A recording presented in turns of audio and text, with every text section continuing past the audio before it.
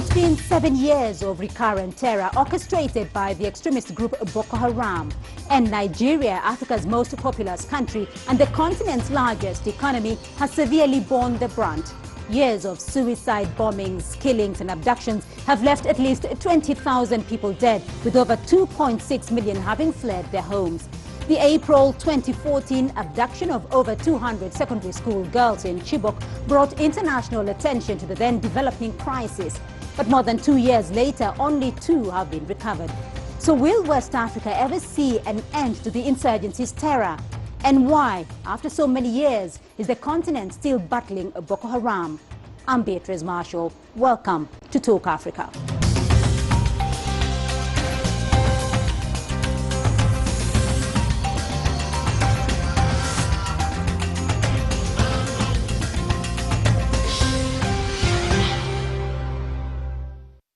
Now, life, the demography and the economy of Nigeria's northeast has been drastically altered since the first reported attacks by Boko Haram in 2009, leaving many civilians with dim prospects of a quick resumption of normalcy in the region. The government has, however, in recent times gained ground over the militant group in persistent efforts to take charge of the situation. Let's take a look. Nigeria's economy has in recent times been going through a rough tide. Inflation in the nation of about 180 million spiked to 13.7% in April, the highest since June 2010. The Central Bank of Nigeria now warns of the impending danger of Africa's largest economy falling into a recession. Despite oil prices resurging to $50 a barrel, the sabotage of oil infrastructure in the Niger River Delta has hindered the country from gaining on this rise. These developments are now shaking investor confidence in the economy. While Nigeria's wealth has long been concentrated in the oil-rich south, the violent insurgency staged by Boko Haram in the northern states has only served to entrench existing economic disparities. The World Investment Report in 2013 quoted a 21% decline in foreign direct investment in just 1 year following an increased spate of attacks by Boko Haram. The local Chamber of Commerce in Kano, for example, also estimated an 80% decline in business in 2015. The northeastern states of Borno, Adamawa and Yobe have also seen a massive restructuring of the population. The UNHCR estimates that over 2.5 million people are internally displaced in the region, with a further 220,000 forced to flee into neighboring countries. But Boko Haram hasn't stopped there. Insurgent incursions into Niger have displaced 50,000 people, with scores killed in raids into Cameroon. President Buhari's administration is faced with the twin challenge of addressing an economic downturn and insecurity. With reported gains made against Boko Haram, many in the country's north hope that this will translate into a return to their homes, a revival of their economy, and a peaceful, normal life, as it were.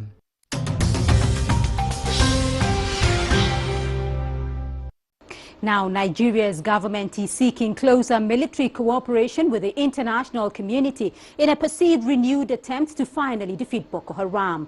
President Muhammadu Buhari's election campaign rode on pledges to quash the armed group. But more than a year since his inauguration, the insurgents remain active in many areas of Nigeria.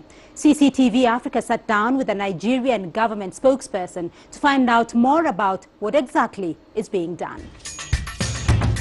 Let's begin with the self-assessment of this administration. In the past 1 year, how well would you say the administration has done? What has been the achievements, the successes so far? I would say that the president has delivered on all counts. On the issue of security, of course, you know how much has been achieved now. Listening to the military commanders operating in the northeast part of the country, they are being chased in the bush now, in the forest. They are hidden and they're being flushed out, as can be seen from, you know, the successes that lately led to the recovery of some of the Chibok secondary school girls that were taken away. You've just met with one of the rescued girls and the second one is reportedly rescued as well. So what's next for the over 200? It's a laudable, it's a laudable news, one that has been welcomed by many. So what's next for the others? There is an ongoing operation which the Nigerian Army calls Operation Crackdown, with the Air Force, in aerial bombardment and the military moving gradually. With the increasing surveillance supported by our partners, the European Union, the United States of America, the Gulf of Guinea countries, we are now able to surveil, the environment and spot, and of course this is a very heavily mined territory. So the movement is restricted by threat of landmines, which Boko Haram have planted over time. We are hoping that by the time the entire Sambisa forest is cleaned up, I want to use the word, that the army will have operated in the entire territory and flushed out the Boko in their assets and whatever hostages, whoever they are holding. If all of these girls are being kept in one place, they will be found. Well, how fast do you see this coming to an end totally? Boko Haram no longer represents that threat to the Nigerian state. They can no longer capture territory. They can no longer mount the kind of attacks that was characteristic of them, by which they seized military and the police formations, acquired their weapons and they killed. Now they have resorted to the use of IEDs, improvised explosive devices, which they fabricate by using local concoctions, and they explode them in places of worship, mosques, churches, marketplaces, bus stations, and so on. It will take a while, to rid the country of these manifestations, especially given that Boko Haram terrorism is a product of extremist ideology, and this extremism has been imbibed by quite a number of their followers, and it is hidden in the heart. So even where they are technically defeated, as our military has said clearly, there is still the challenge of having not to go to sleep or to lower our guard.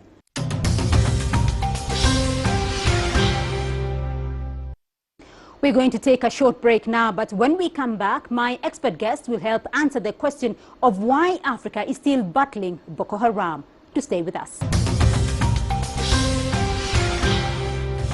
And we need to know people in that area to convince you of the successes scored by this government with the help of G7, of course, including France, in terms of training, helping to train our, especially military, provision of military software and hardware, and to keep on pushing Boko Haram out of Nigeria.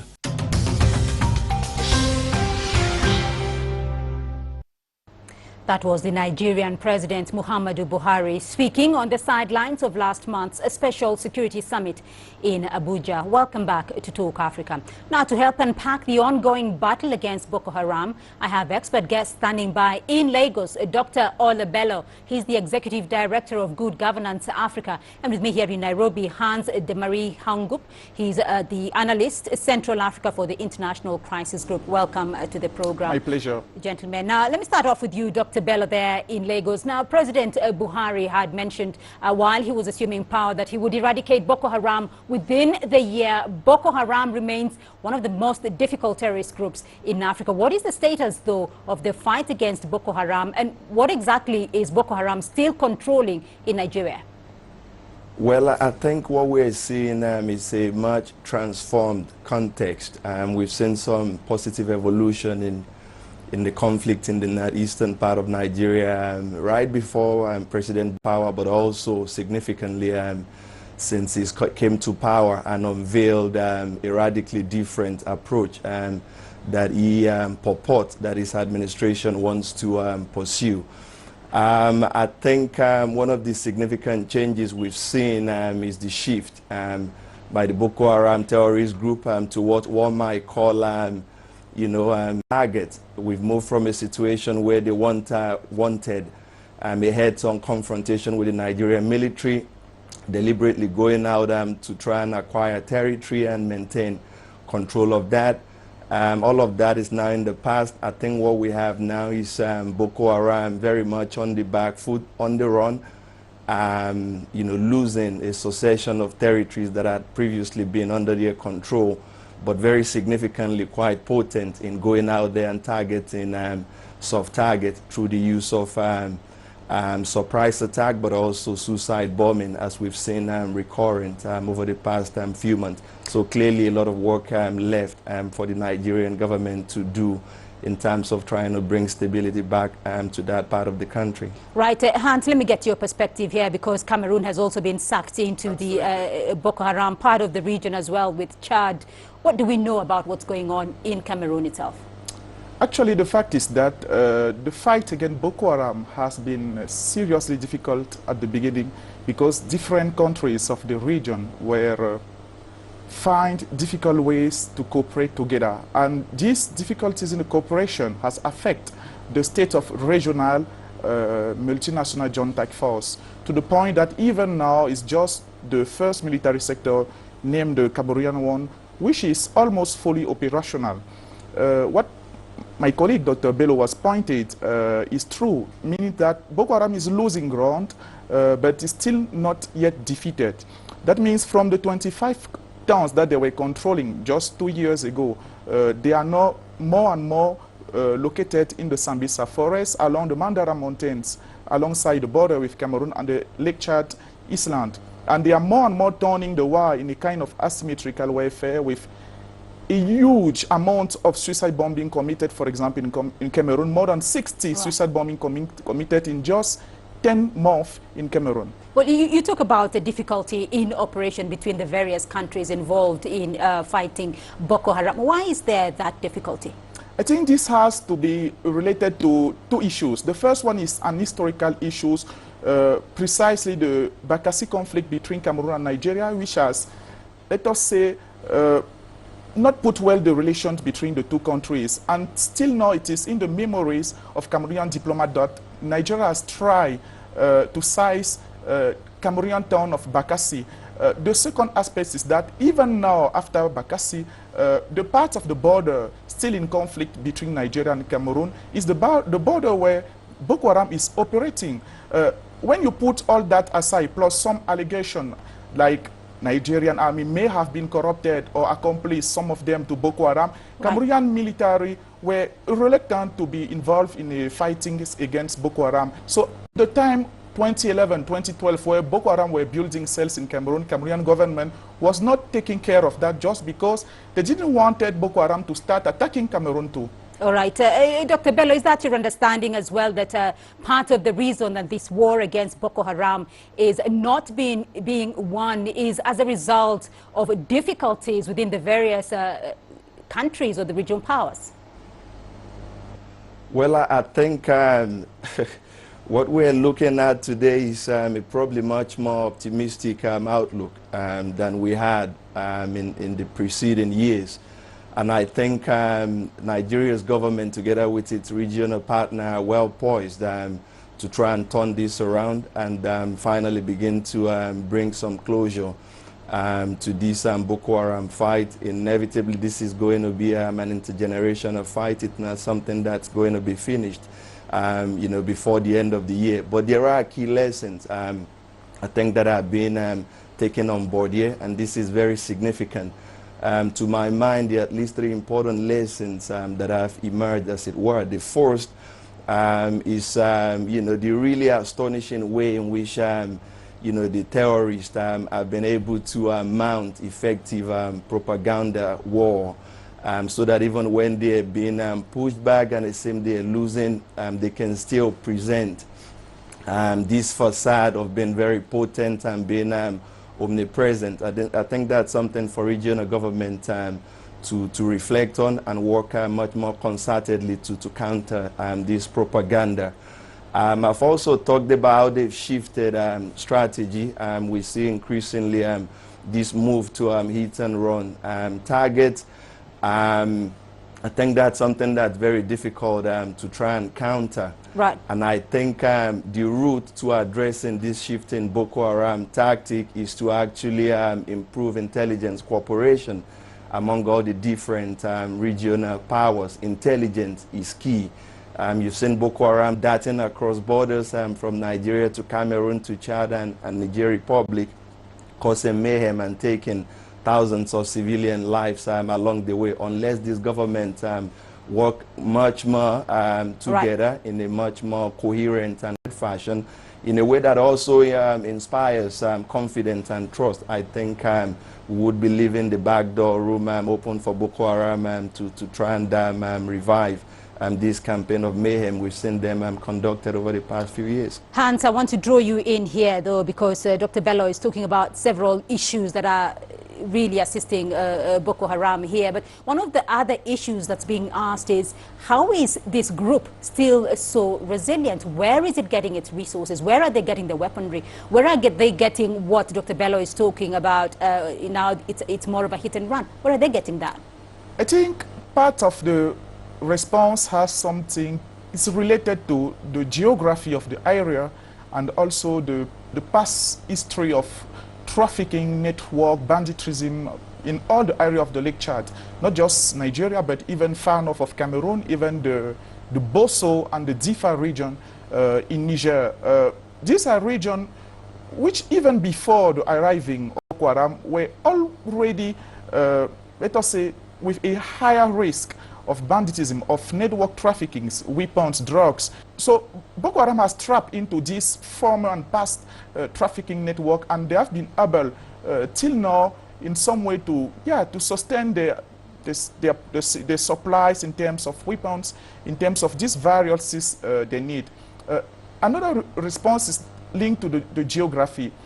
I mean, the Borno State of Nigeria is the size of some African countries. And when you are talking about Sambisa Forest, one problem that Nigerian army has been facing is that when they freed a city, it is difficult to have the soldier to maintain them in the city, to control this system, and keep the rest to follow up the war.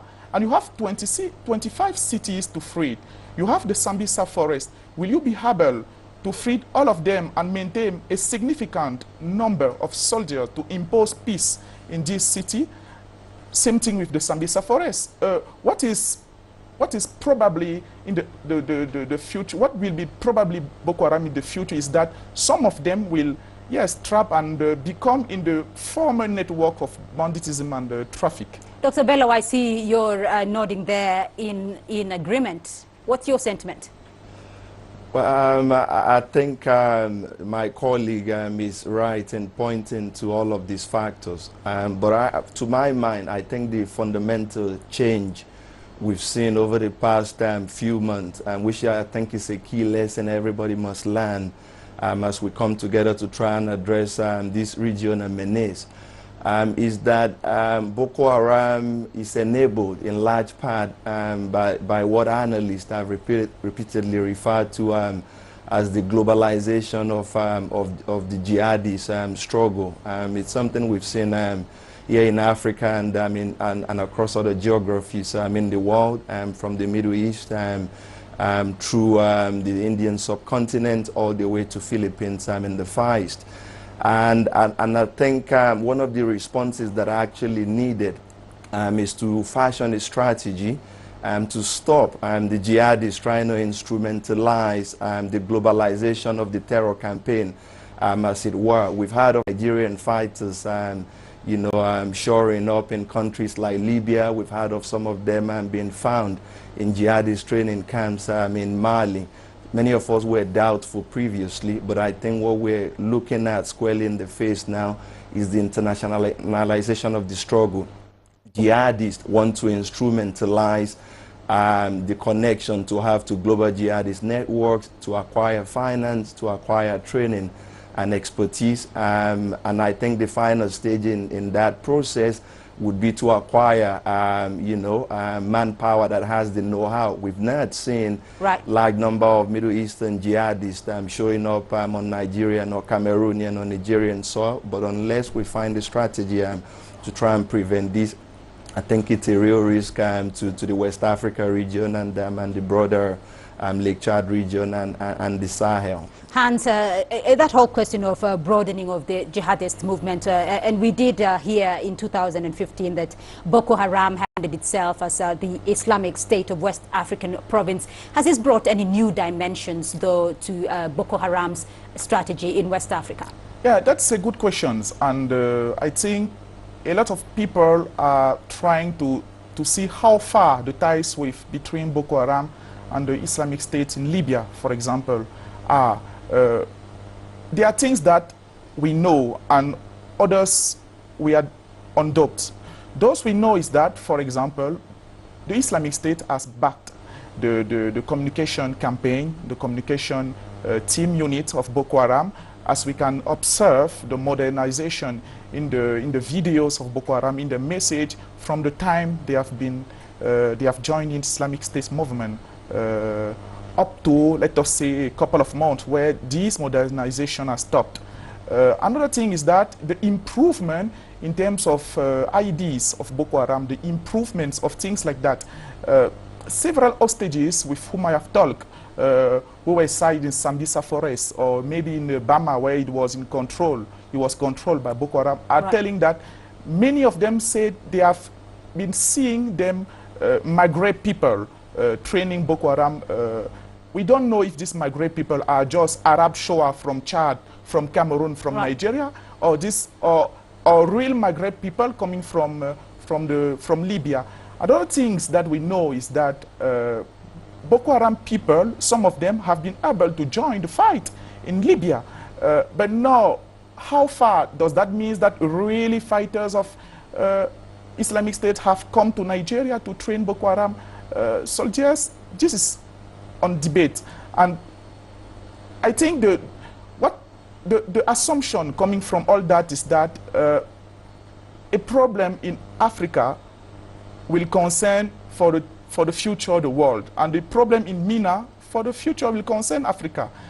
The kind of ties that we are seeing are not just linked to Islamic State, because when you study the history of the movement, you will see that Boko Haram people used to have ties with ACMI, then broke ties, then ties with Mujao, then broke ties, also ties with Al-Shabaab.